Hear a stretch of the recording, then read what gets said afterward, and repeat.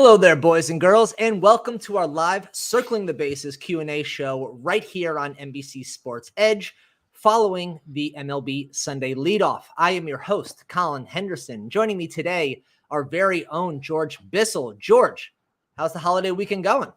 It is going fantastic. I'm looking forward to getting back out there to the festivities after we wrap this one up. We got a really good game this morning on NBC, so that was a good way to start it off. And hopefully everyone out there is having a safe and happy holiday weekend and enjoying themselves. It's perfect weather across most of the country. Yeah, I know. That's been the fun part, is that there was a lot of supposed to be thunderstorms across the country. Suddenly everything's cleared up. They appreciate a 3-day weekend. Like you just said, we just watched the Kansas City at Detroit game on MLB Sunday Leadoff right here on Peacock.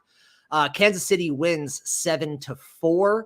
Obviously, there was a lot of fun within the game, but I thought one of the most interesting factors from the game was NBC's swing on the no play-by-play guy in the booth, an empty booth up top with just 3 commentators walking around the stadium.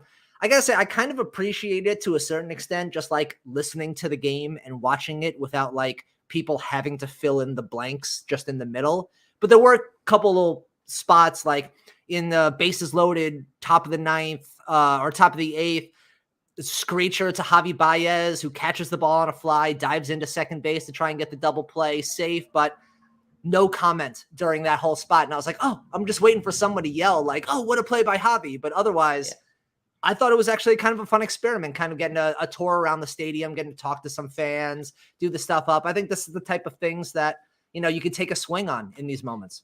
It's nice to get that sort of ambiance, that feel for the game. And you feel it in big moments, especially in playoff games, those big tense moments, wherever there's a big strikeout and the crowd comes to life or somebody makes a phenomenal catch. You get the crowd involved, and nothing sounds better than that in October. But to see it in a regular season game was interesting. Like you said, it'd be nice to have, that call of the moment, like when Merrifield made the diving catch with bases loaded. You're like, I just want to hear what that would have sounded like. Right, yeah, give me the energy on top of that. Yeah. Yeah, the best play-by-play guys out there and women out there who do this, they're able to find those moments where you let the crowd and the moment take over, and then you hit it with the perfect description. So that's the way to do it. I think there's a balance between the two, but that was a really interesting experiment today.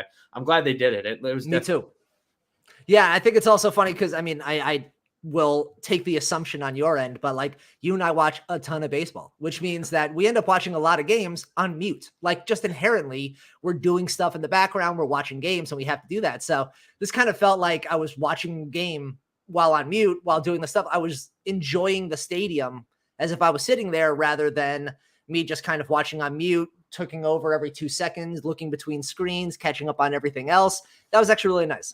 Yeah, we were talking offline. It felt like one of those old Nesson broadcasts where somebody would be heckling Derek Jeter from my childhood. That's what it took me back to today. So I will say that was the only thing I didn't hear. I heard no heckling. I heard no, and maybe this is the New York Boston-esque in both of us here, where we're a little more used to that kind of hate. It was the Midwest thrown into the game there, but yeah, they're not going to get into that in Detroit, I don't think. So that was nice, but. We got a good game. That was nice. It was a really good game. Scott Barlow closing it out. In the end, like I said, Kansas City wins 7-4. For everyone out there who is listening to this live, first off, thank you for tuning in to us now. Make sure you are writing in the comments any Q&As or any questions. No answers. Make sure you're writing in questions in the comments box. George and I will try and get to just about as many of them as we can in the next 30 to 40 minutes. But let's talk about a few other major news coming up this week as we get you ready for your fantasy week this week. And anybody who sets weekly lineups, we got a couple things for you here. Now let's start off with some of the biggest news probably coming for this week is Mad Max returns. Scherzer hits the bump on Tuesday against Cincinnati after being out for about a month and a half with an injury. He is a welcome sight to a Mets team that is still first place in the NL East, but that grip on the NL East has gotten a little more tentative over the last couple of weeks. He returns now. That is a big boost to the Mets, as obviously they await a DeGrom return potentially by the All-Star break. Yeah, I think Scherzer getting that extra rehab start, and he talked about he didn't want to have another setback from the oblique issue. That's something where if you have another issue crop up with it, you're out for another month or two. So obviously, I think they wanted to build up his stamina, pitch count, make sure when he goes out there, because he's going to go 110%. once he gets back out there for the Mets. So they didn't want to have any issues. And I think that's something that came up recently with Jack Flaherty. When he came back maybe a little sooner than they had anticipated, and when he went to ramp up, experienced more issues with the shoulder. So I think that's something to watch. I think the Mets are going to try to be as cautious as they can with Scherzer, while at the same point saying, hey, you're good to go, big guy. Let's do this. So it'll be nice to get him back and going. And DeGrom, it's a little bit of a different timeline. They're talking about his buildup is going to be more of like a full spring training. So I'd expect that to be about 3 weeks, maybe closer to a month. So I don't think we see him till, late July at the earliest. And I think it's just they can't afford to lose him for an extended period here. So they got to make sure he's ready to go when they need him back for that stretch run, because it looks like the Mets are going to be in contention. And that's another team that they have a really solid rotation, but I can envision them going out and trying to get some more help, especially in the bullpen here later on. Oh, bullpen especially for the Mets there. But like you said, with DeGrom, fortunately, to the Mets' credit, they are first place in the National League East right now. They are in a very good spot. They have the ability to ease DeGrom, to ease Scherzer, to ease anybody they want right now back into the lineup, back into the rotation. They don't need to rush anybody back. And I think that for that reason, for fantasy managers out there, that's not the thing that we want to hear. We want to see the guys come back, and we want to get them back in our lineups as fast as possible. But there is something to be said about making sure these guys are 110% healthy before they get back on the mound. Because, like you said, the Mets have a very special team this year, and the fact that they have gotten to where they are without really Scherzer and DeGrom, the two guys who were expected to lead them to this point, they're here without them. That's great for the future there. Mets looking really bright, especially when you get those two back in the rotation. Yeah. And speaking of the Mets promote top prospect Francisco Alvarez from AA to AAA over the weekend. He is their unanimous number one top prospect, a universal top 20 prospect in the majors. Alvarez has been thriving with the Rumble Ponies. Over the last 66 games, he's hit 277, 368, 558 with 18 home runs, 16 doubles, and 47 RBIs. Last year, he put up a 1.213 OPS at Low A St. Lucie and an 889 OPS in 84 games for Brooklyn. He has a career in 931 OPS over 207 minor league games. This was a guy who, like I said, top prospect. We did not expect a call at 20 this year in 2022, but now he is only a step away. The Mets are obviously looking for a title this year, and they currently have the 25th best catcher batting average in the majors, and they are last in the major leagues in catcher slugging percentage that they've gotten from that position. So you know what? If there is not a trade to be made at some point during this deadline, I think there's a genuine chance we might have an opportunity to see Francisco Alvarez play before the end of the year. Yeah, so there were rumblings a couple of weeks ago that Alvarez was a potential call-up candidate, and we've seen that this year, especially with top catching prospects where they've been able to come up and make an impact.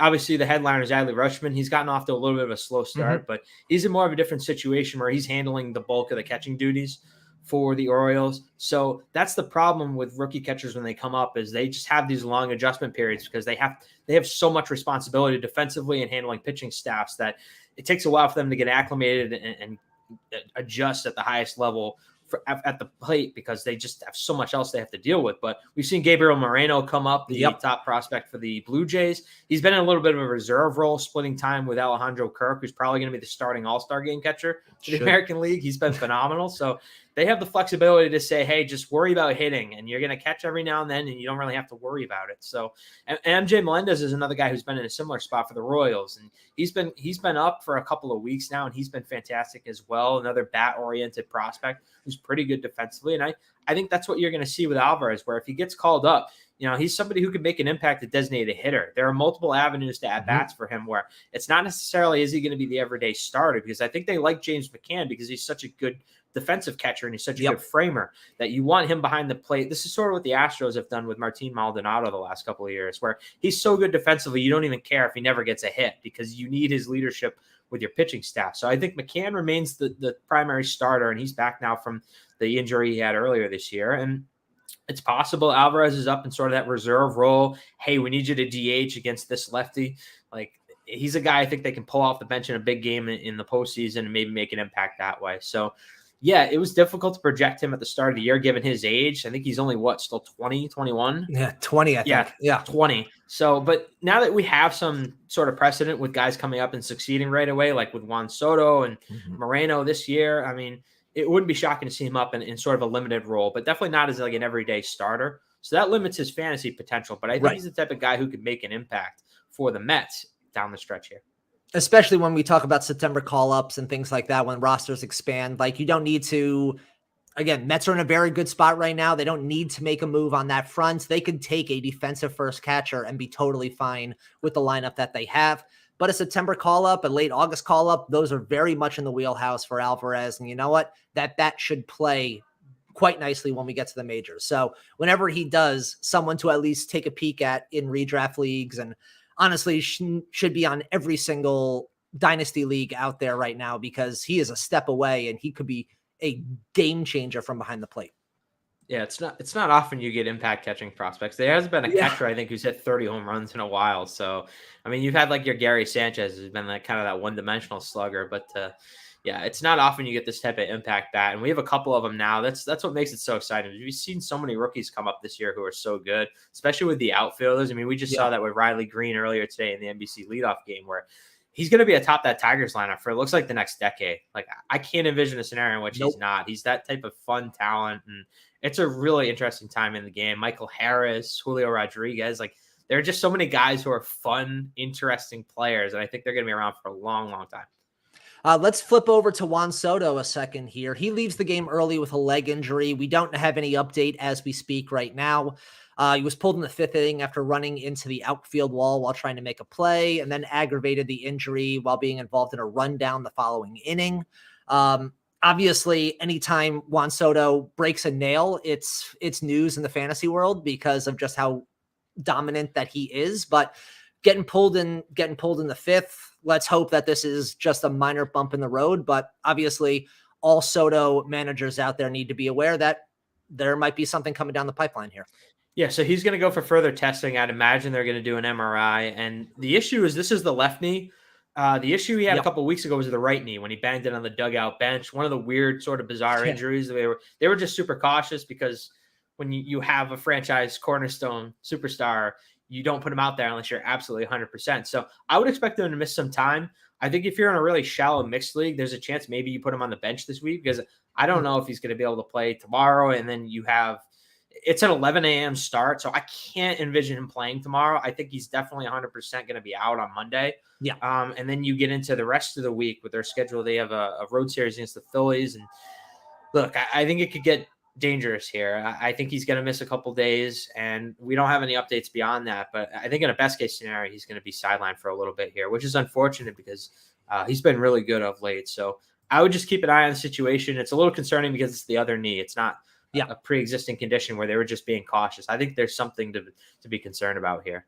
Well, especially for those in weekly lineup leagues. If your lineup locks, it's very rare that anyone will tell you to bench Soto in a weekly lineup league. But if there ever was a time, this might be the week that you need to make that hard call. And it's an 11 a.m. Eastern lineup lock tomorrow. Yeah, wake up early, boys and girls, because don't forget about this. You might want to set your lineups tonight, because it's going to be early, especially for you West Coasters out there. Wake up at 7:30 in the morning to go set your lineups. So let's get to some questions right now. Let's start with JP here. What are the chances that Aroldis Chapman gets the closer job back this season? So obviously Clay Holmes has been one of, if not the best closers in baseball since he has taken over the role. I think he's only given up about 2 earned runs the entire year. He's been absolutely tremendous. Aaron Boone, though, has said that Aroldis Chapman has to earn his job back, but he does need to kind of like ease himself back in before taking over the role. I will say, from a Yankee fan especially, who has obviously dealt with a Chapman and Boone for a couple years now, Boone has been very much a Chapman fan and has given him as much leash as humanly possible. In his, like last year, he struggled for a little bit. That being said, I would not be shocked if Chapman a month from now has the closer job back and Holmes is the fireman who just like puts out fires in the 7th and 8th inning. That wouldn't shock me. But at the same time, Chapman's going to have to show something in the next couple appearances. He's going to have to show something in the next couple weeks that is going to have to earn him back that closer job. I think I put this more at like a 50-50 in terms of him getting back, maybe even a 60-40 that he gets the closer job back. But Clay Holmes has just simply been that good this year that this is a conversation to be had. Yeah, so from a team standpoint, Boone has to say these things. Yeah. If he's going to build up Chapman's confidence, he's got to say, hey, we believe in you. We know you can do this. And he had converted 9 of 9 save chances so far this season. So I struggle with it because he looked really bad on Saturday when he came back. His first appearance came in the first game of the doubleheader against Cleveland. Just absolutely zero command. Well, no control. He had no idea where it was going. No, basically what happened. happened. That's been a trend throughout the season, really. And really since the sticky stuff conversation has happened, that's been a little bit of a trend since. So I don't want to speculate, but we can just go by what we saw. And in that first appearance, he walked the bases loaded and immediately got lifted from the game. And it was not a close game when he came in. So there wasn't any pressure. This wasn't a one-run game in the 7th inning. So I think it's going to take him a while to build up his confidence. And he got a lot of outings in the minor leagues, probably a few more than I thought they were going to give him. So clearly, I think they're more just trying to build up his confidence than anything. After Clay Holmes has pitched the way he has, I think you just roll with him and keep things going if you're in New York. And you just have to hope that you can get Chapman to the point where he's a reliable guy in the late innings because they're going to need him in the playoffs. They don't have a lot of left-handed options. I know they're counting on Zach Britton to sort of come back, but we don't know what he's going to look like. And August, September, if he's able to get back for a few appearances. So I think they're going to need him, but I can't imagine them turning to him in a close game right now. It's just after what we saw on Saturday, you need to see more before you trust him again. Yeah, there's going to be, weeks. I think we're talking literal weeks before we have an opportunity for him to potentially take over that role, and he's going to have to be really good during that process. So we'll see. But either way, I think if Chapman's available in your league, I know that he's been dropped in quite a few since his injury. Are you at all interested in going to grab him in a 12-team standard? Is this someone that you think is worth the roster spot? There's the old adage, you always bet on talent, and eventually talent wins out. It finds a way. So, yeah, it wouldn't shock me at all to see him making an impact later in the year. But the problem is reliever is so fungible right now. You have so many teams that are going with the committee approach where you can kind of find quality relievers and saves all over the map. So kind of stashing a guy like Chapman for an extended period doesn't make a lot of sense to me because you can just find a closer on the waiver wire. How many examples do we have? I can name like 5 off the top of my head from this season. You have like Danny Jimenez, Jorge Lopez, like these guys just kind of come out of nowhere and gain trust. So what I'd rather, like a good example would be someone who's not currently getting saves, but I think could get saves, like Felix Bautista. Yeah. Would I rather have like a Felix Bautista or like a Yerry De Los Santos for the Pirates, somebody who could be next in line for saves in 3 weeks when the trade deadline comes around? Right. Or do I want to stash Chapman? It's like those guys I'd feel confident about, producing right now and making an impact and getting saves in a couple of weeks as opposed to Chapman where you don't know what you're stashing for here. So I just think there are higher upside plays out there right now in terms of guys who I feel more confident about getting save chances sooner. Especially considering, like you said, trade deadline coming up, there's going to be a lot of the reliever market always churns its way through for the second half of July. We're going to see suddenly guys who were setup guys be closers on bad teams. We're going to see good closers on bad teams suddenly become setup guys on good teams. And now suddenly their fantasy value is depleted. So there's a lot that's going to happen within the next month, obviously in this month, and we're going to see a lot of save opportunities. If you're chasing saves, I agree with you. I think there are guys out there that you're going to be able to find that'll have a better opportunity to get save chances than Chapman right now in just a world where Clay Holmes looks this good. Yeah, and Clay Holmes was drafted in exactly 0 leagues this year. So yeah, exactly. Yeah, that's what relievers are. They're strange, and I'm not stashing relievers as good unless it's Mariano Rivera. I'm not doing it. Let's talk to Cow Chad here. How intriguing is there in Jonathan VR sliding into a leadoff role in a vastly superior offense to the one he was on with the Cubs? I appreciate you calling the Angels a vastly superior offense to the Cubs. I don't know the stats to back that up, but I will say that it's a better one. I'm not sure vastly superior is the word in there, but I think the conversation here with Jonathan VR is, you say he's sliding into a leadoff role. I don't know if that leadoff role is his to take. Like, I think he's going to have to earn that role. I don't think that's something that he's walking into without any competition here, but sure, in the theoretical world that he ends up getting atop the Angels lineup with Trout, Ohtani, and Walsh behind him, sure, I think obviously his fantasy stock rises quite a bit, but I don't know if you need Jonathan VR on your lineups right now. I mean, it's a deep league for you to be adding him right now. Yeah, so here's the deal with VR. His bat speed has declined. His exit velocity has declined. His sprint speed has declined. Stolen bases have gone down. He doesn't hit for power, and the batting average hasn't been good. So I don't really know what you're getting here. Like the guy from a couple years ago where he could steal 20, 30 bases, that guy's he's not there anymore. And I know he led off on Sunday, but you have to understand the context here. They just signed him. They're looking to create a spark. Yep. Their interim manager has been suspended. And then the acting manager for the interim manager was also suspended. So you're down to your third manager here. And you're like, guys. Technically fourth, but fourth with Joe Madden not there anymore. So you've gone quite far down on the depth chart here today. Yeah. And you're going, all right, guys, what can we do to create a spark? Hey, the new guy. Like, I think that's what this was. Yeah. So look, I don't know that Taylor Ward is necessarily going to be removed from the leadoff spot going forward. The thing we know about VR is that he's going to play third base. Anthony Rendon's done for the season. So they need sort of a veteran presence there, somebody who can move around. I think they're going to give him regular starts. And this is a team that has to make the playoffs. They're desperate to find any kind of spark. So that's what this VR thing speaks of to me. And like, could he steal a couple bases? Sure. But if he hits 210 with no power, what are you really getting there? So I think there are other guys out there who can do that. I just don't think he's that intriguing, especially if you're in a shallower format. I just don't see it. Yeah, it would have to be a deep format, an AL only format, something along those lines to get VR on my roster right now, just because like you said, the returns are diminishing. Like this is not someone who is on the upscale. He is not in the prime of his career. He's on the downslope. And he's changing the team. He got 500 plate appearances last year with the Mets, and he hit 249 with 14 steals. Yeah. So what is that this year? If he plays every day, he's hitting like 230 with maybe 5 to 10 steals. And no power. That's not going to make an impact. Yeah, there are other players out there that can do more for you right now than Jonathan VR. Let's stick with Chad here as well. He's brought in another question. Couple of players coming off or soon to be coming off lengthy layoffs.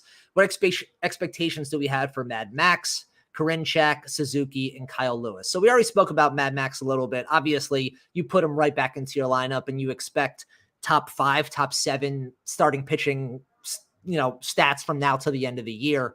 That's what Scherzer has done. That's what he's getting paid, $43 million this year to get done. Like that's what he's here for. Karinchak, Suzuki, and Kyle Lewis are a little bit more interesting. Karinchak, I mean, obviously is the setup guy in Cleveland. The Class A is the closer there. There's not a conversation to be had. So unless you live in a holds league, Karinchak, or there is a Class A injury, there just isn't really a fantasy route for him to be successful. And then Suzuki and Kyle Lewis, George, kick off those. Well, Suzuki, he just played right field yesterday in AAA, so he's been dealing with the finger issue. Yep. It's one where he's wanted to get back so badly. They kind of had to tell him, look, you need to rest for it to heal, otherwise you can't come back. So he's one of those guys who's so motivated to get back out there that this was a really difficult injury for him because he basically had to take time off, and they kind of forced him to take time off in order for it to heal up. So the expectation is that he's going to be healthy, and I don't know. I struggle because I really like Suzuki. I think he's a phenomenal hitter. Too. I think his approach is great. He can kind of hit the ball to all fields. He's got a little bit of power, kind of does everything well. I worry because he didn't get this super long spring training. And I think when you have guys coming from other foreign leagues, and sometimes there's a longer adjustment period here. So between the shortened spring training, he got off to a good start, but was starting to fade. And now you have another lengthy layoff. So I'm a little concerned that, he doesn't quite get it going again, but I believe in the talent. I thought he was going to be potentially like a top 20 fantasy outfielder this year if it all came together. So Lewis is a different story because he's coming off the concussion. He was shut down for a long time, just no baseball activity at all. Yeah. So just recently was able to resume hitting again, started minor league rehab assignment. I think today is the first day he's going to go out and play in AAA. So we'll see. I think it's going to be another situation where he's going to need a couple of weeks of at bats, sort of like what Eloy Jimenez is doing right now, where I know there's a chance he comes back next week. Another guy who's been out for a while, but he's been playing in AAA for like a month now. So that's a situation where I think Lewis, they want to be 100% that he's okay before they put him back on the field at the major league level. Yeah, especially with that knee injury that is just always going to be hanging around his neck, one way or the other. There's just a question mark there. Obviously, with a concussion on top, he's had injury issues throughout his career. This is a rookie of the year winner. I mean, he is a very talented player. The issue is just simply staying healthy and staying on the field. I think with Kyle Lewis, obviously, with just the dearth of outfielders out there, I don't think he is someone that needs to be on rosters right now that you can wait for. I think you miss him, somebody else scoops him up when he comes back. I think you're okay. Suzuki, like I said, like you said, George, I believe in the talent. I think the talent is there. And I think, you know what? We might be talking about someone that you can get for an absolute steal in 2023 drafts, especially if he's unable to get back this year. You might be able to get him in double-digit rounds next year and absolutely get a steal. But this year, I don't know how much he's going to be brought back. Obviously, this is a Cubs team in full-on rebuild. I mean, I expect middling to, average to slightly above average production from Suzuki from the day that he returns to the end of the year. But certainly not the expectations, like you said, maybe a top 20 outfielder at the end of the year entering the season. Like, I think we're talking more of a top 40, hopefully by the end of the year. So I think statistically he profiles a lot. Remember young Matt Carpenter, guy that had a lot of doubles, kind of a leadoff guy type. I think that's ultimately where we settled with Suzuki, where I think at his peak, his best season is going to look something like that. I mean, just the PECOTA projections alone going into the year from some of the equivalencies from what he was doing overseas to translating into the majors, he graded out as one of the best hitters in baseball in those projections. So he hasn't been bad. I mean, he's at 245 with a 344 on base percentage. So the slugging percentage hasn't been good, but there's a lot of doubles in there, only 4 homers. So he's that type of guy who I think can do a little bit of everything. And I definitely want to, be invested in him next year. I definitely would want to have him on a lot of my rosters. Yeah, 2023. I expect a big year from Suzuki, especially health deciding. Jeffrey, why does my team suck? I wish I knew what team you were. You didn't say it on there, but I'm going to say bad pitching and mediocre defense. That's what I'm going to say. But he also wrote in another one here. How long is Tatis going to be faking his injury? I assume it's not a fake, but it does look like last projections, he is expected to be swinging a bat sometime within the next week, probably tack on another month after that for basically an extended spring training. So we might be able to potentially see him by mid-August. Look, he is someone that could change your fantasy roster wholeheartedly the second that he comes back. So if you drafted Tatis, you knew what you were drafting. You're holding on to him until you get him in a redraft league. This is just what you're going to have to do. If you are out there and you're looking like, hey, I'm really good in my league right now. I'm basically, trying to shore up a championship right now. And someone who is struggling for a playoff spot, someone who's struggling for stats, has been stashing Tatis since the start of the year. Not a bad time to start maybe kicking those tires and see if you can add them to your roster one way or the other. But Tatis just has that ability to completely change a fantasy roster as soon as he gets healthy. Yeah.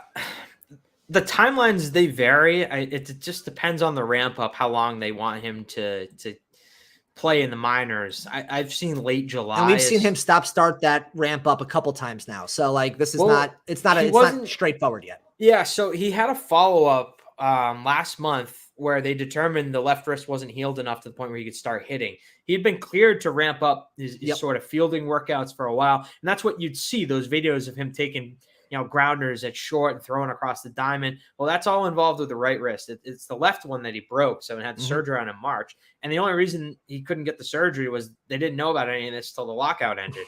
So he shows up after the lockout in March and has a fractured wrist that he has to have surgery on. So yeah, I remember that when it happened. That was an interesting day on the news shift, but you just can't script this stuff. So yeah, look, wrist injuries are some of the hardest things to come back from for a hitter. So I think they wanted to be cautious before they said, all right, now you can ramp up your hitting progression. So I think he's getting close to the point where he can play in minor league games. And like, it wouldn't shock me to see him back by the trade deadline, which is the first week of August. So that's kind of the range I think they're targeting. We'll have a clearer picture here in a couple of weeks, but it's just a bad injury to come back from. You just literally have to wait for it to heal, and then you can start hitting. There's nothing you can do about it. Jeffrey also asked about Michael Harris from a dynasty league perspective. Look, Michael Harris has been excellent this year. He has stepped onto the major league roster and has made the trade, the Matt Olson trade, where they shipped off their top prospect, center fielder whose name I'm completely blanking on right now. Pache, yes, Christian Pache. It has made that trade look great in comparison, just knowing that they were able to keep Michael Harris in this conversation. From a dynasty league perspective, he should be on every roster in a dynasty league. He is playing at the major league level, and he's succeeding at the major league level. Do I see this guy as like a top 20, 25, top 30 outfielder? I'm not entirely sure I'm willing to hit that from a fantasy perspective, but is he going to be a good part of fantasy teams for the foreseeable future? Yeah, I think so.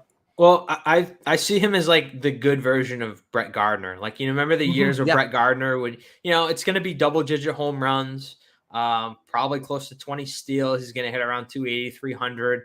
He's never going to have that season where, maybe it will happen, but where he, hits 30 or 40 home runs. Like, I don't think that's the type of power ceiling we're talking about, but he's that, prototypical high floor 5-category producer where you're going to be able to rely on him year in and year out. And that's kind of what Brett Gardner did for 20 years. So that's kind of what I think of Harris. Right now, they're not asking him to do too much. They're asking him to go out, play good defense at bat ninth. And he's excelled at that. And I don't think they want to push him beyond anything past that. So he's been really good. And, that's where I struggle, because someone like Riley Green, I think, just has such a higher ceiling with his athleticism. But they're kind of similar guys where I think the production could be similar year to year, but those peak years for someone like Green, I think, are going to be a little bit higher from a power standpoint. So that's where I come down. But then again, like, you never know with these guys. I mean, I back in the day, I thought Victor Robles was going to be as good, if not better, than Ronald Acuna. I mean, that was something I thought, and you just never know. So until a guy gets to the majors, so we'll see. But I think Harris is going to be really good for a long time, and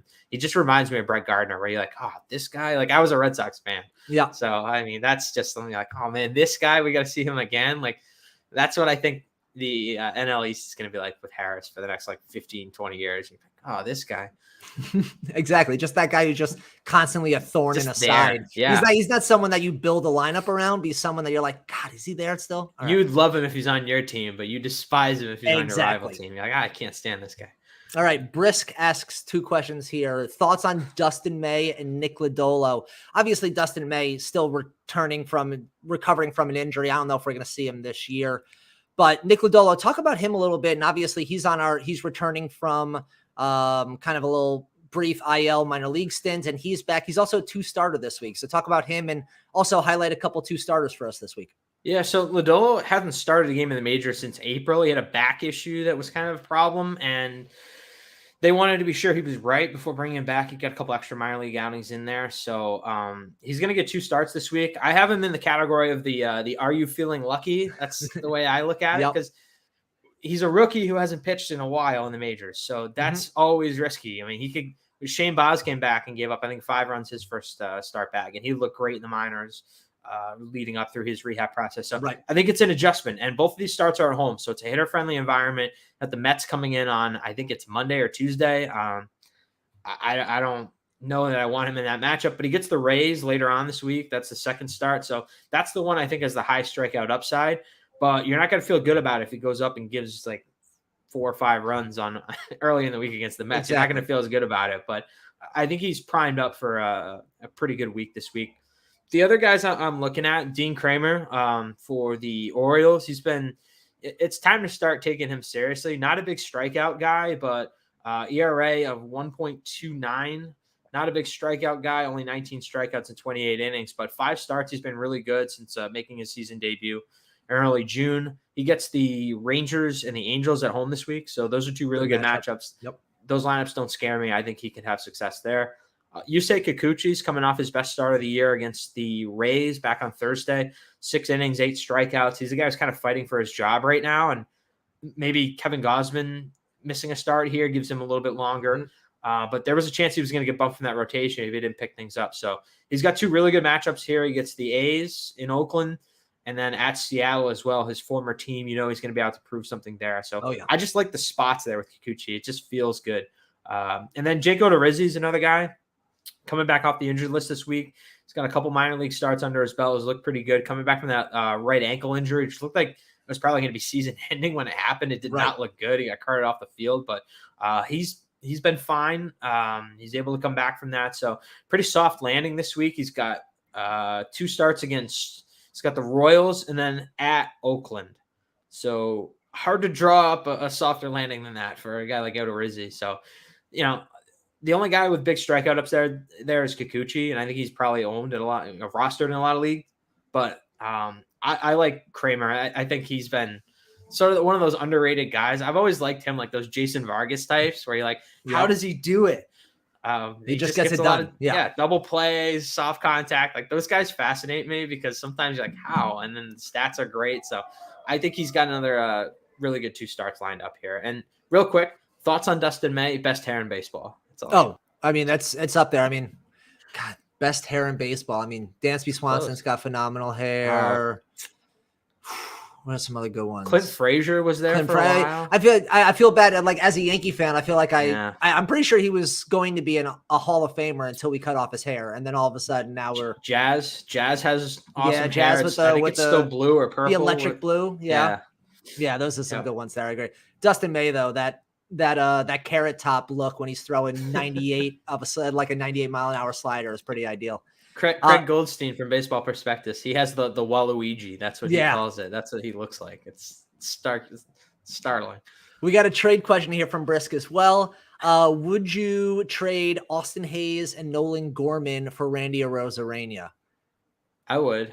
Yeah, I think I probably would. I assume you're trading away Austin Hayes and Gorman for Arozarena. I think Gorman, assuming this is a redraft league, I think I'd probably do that. I think Arozarena is just locked in and I think has better stuff. Gorman, I think is going to be a great player overall. I think there's just a lot of swing and miss in his game. And I think his rookie year is going to be a little bit bumpy throughout the remainder of the year. I think I'd take the more comfortable Arozarena for Hayes or Gorman.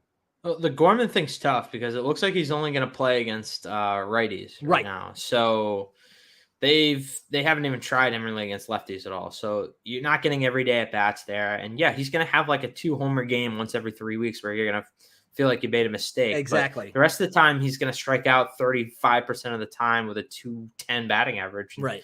Like that's just where he's at in his development right now. So I think, you're right. Long term, really intriguing prospect. He's going to be kind of on that like Tyler O'Neill trajectory where he's going to have to figure out how to get the athleticism and the big time power to play where he can make enough contact that it all comes together.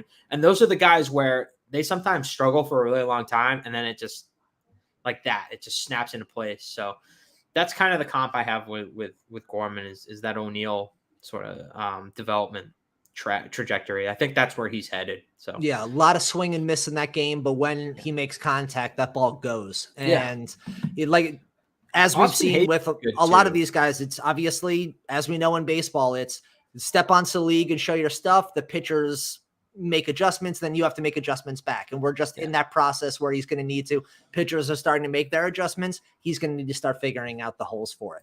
Yeah, I like Austin Hayes too. He's kind of underrated from a batting average standpoint. He's been probably just as good as Randy Arozarena, but I'm trying to look up Arozarena. I want to see where the steals are at because I don't remember off the top of my head. He's got 18 stolen bases this year. I was going to say he offers a lot higher stolen base upside. So that's where I was going to say that's the big winner for me there. Yeah, is I would take the stolen base floor of Arozarena for the rest of the year over that. Yep. All right, we got Star Platinum here. What about Lance McCullers? He was throwing 93 yesterday. So look, Lance McCullers has continually for me been one of the least heralded pitchers out there who continues to put together really good performances when he is on the mound. Obviously, he is not pitched at all this year. He's recovering from a lengthy injury, did not pitch in last year's postseason, or at least later in the postseason. Because he got hurt in the postseason. Exactly. Got hurt later in the postseason. So it's been a while for him, but Lance McCullers, again, we're assuming when he gets back at 100% health, Lance McCullers is, I think, someone that if you have the roster spot, not a bad idea, or the IL spot, I should say, not a bad idea to potentially stash him now. This is a guy who has continually pitched well when healthy, and there's not many of those pitchers out there that might be available on your wire that you can stick into an IL spot who can give this kind of impact for you later in the year. So McCullers, the issue is that he had like an extreme forearm flexor tendon issue where he said in an interview during the offseason that it was basically off the bone, which I don't even know how that's possible. He didn't. No, I didn't know that either, but he made it sound way worse than I thought it was possible. Yeah. It's basically, I want to say it's like the highest grade strain you could have. Like it did not sound good. But he didn't have any UCL damage. That's why he didn't have Tommy John surgery or anything crazy from that standpoint. That's why the recovery timeline is shorter here. But you know, this is an issue where he needs to build up, and it's like a full spring training offseason build up where, he's finally been cleared to throw bullpen sessions, and then he's gonna throw live sessions, and then he's gonna make rehab starts. Like it's gonna be a while. It's gonna be a while. I don't envision him coming back until, you're looking at probably late July, early August. Like I think he's going to need a full month here to build up his stamina and pitch count. So I wouldn't be counting on him, for the next couple of weeks, but he's looked good in the live bullpens that he's thrown. He's even able to throw the curveball and a little bit of slider mixed in there too. So that's a good sign, but he's pretty far at this point. Yeah. Like you said, a lot of steps to go here, but encouraging signs up front, which is really nice for a guy.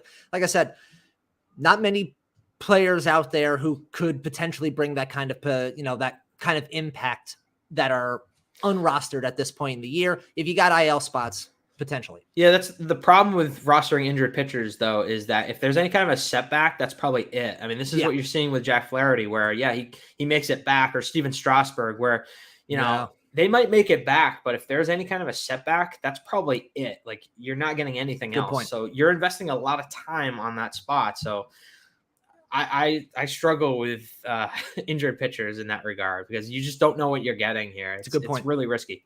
And we've also seen, like you said, those two examples this year alone of guys who were rostered, had people, guys waited for a while to get them finally back. They get one outing, two outings, and all of a sudden, bye. The rest of the season, you wasted a IL spot on that. There's examples in the other direction too, where, like Clayton Kershaw missed a chunk of time with a back issue. You think, that could be a problem.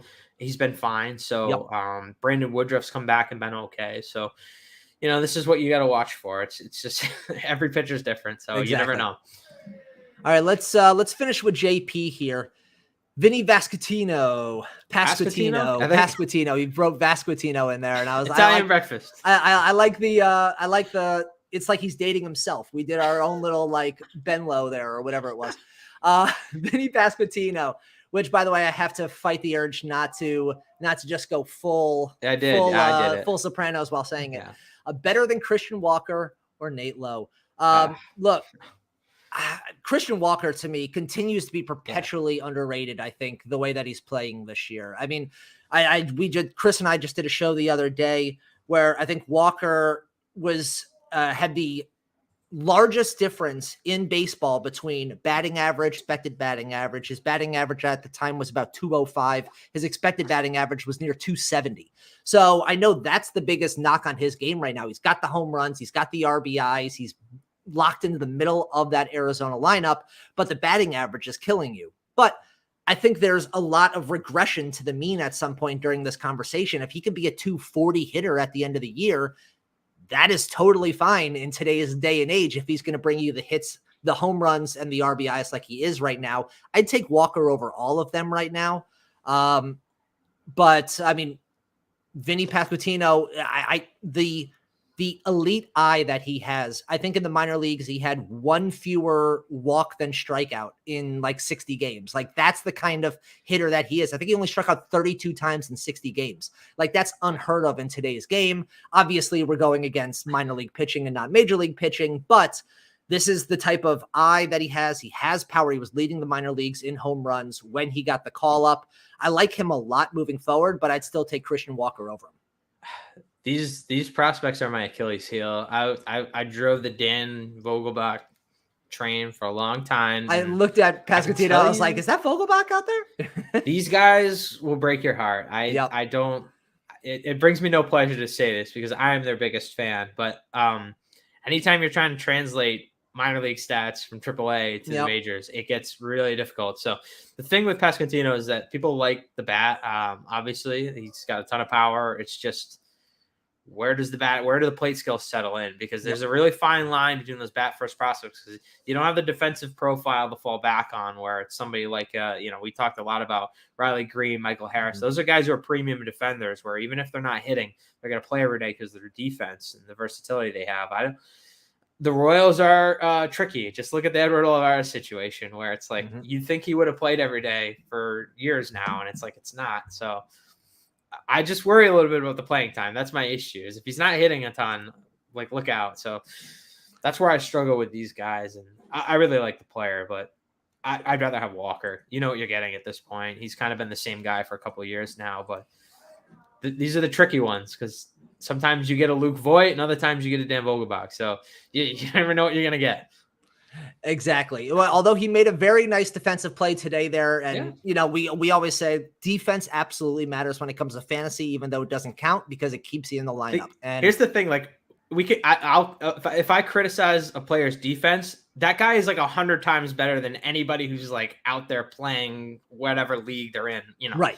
This guy's a major league caliber player. Like this isn't like, but compared to the elite guys, like it's not comparing him to like a Freddie Freeman. It's like, okay, you're not on the same planet, but compared to most of the world, phenomenal player. So yeah, anytime we get critical like that, you have to put it in perspective a little. Sometimes. I also have to like the fact that Pasquantino, I think in his first 3 games, batted in the 5th hole, the 4 hole, and the 5th hole. Like if he's going to be locked in to that kind of spot from now till the end of the year, you really like that opportunity for production, but still give me Christian Walker there. I think he is just perpetually underrated and needs to be involved in a lot more leagues. I think he's still available in over 50% of Yahoo leagues. I don't understand that. He needs to be added more. The issue is probably just the landscape. Like there's a lot of those kind of one-dimensional sluggers out there where the problem, like you said, with the batting average right now is Walker's batting average probably should be higher, but it's not. So he's kind of getting thrown into that barrel of, this is the classic 220 guy, like the Joey Gallo bucket, I like to call it, where it's like, the batting average is in a little bit of an anchor, but you're going to get power. So like,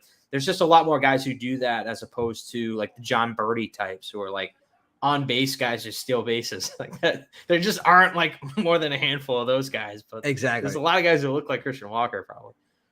But that just about finishes up our show for today. If you enjoy the show, well, then make sure you are subscribed wherever you listen to your podcast so you don't miss an episode in the future. If you listen on Apple Podcasts, please be sure to rate and review us. Love those 5 stars. And while you're at it, be sure to follow NBC Sports Edge on Twitter, YouTube, and Twitch to be informed of all of our live shows, Q&As, segments, articles, and more so you can keep up to date on everything around the league and join in on the action. You can follow me on Twitter at ColDon'tLie, and you can follow George at George Bissell. Be sure to tune back in tomorrow as Drew and Janice return with their MLB power rankings. Hint, my Yankees are definitely first place.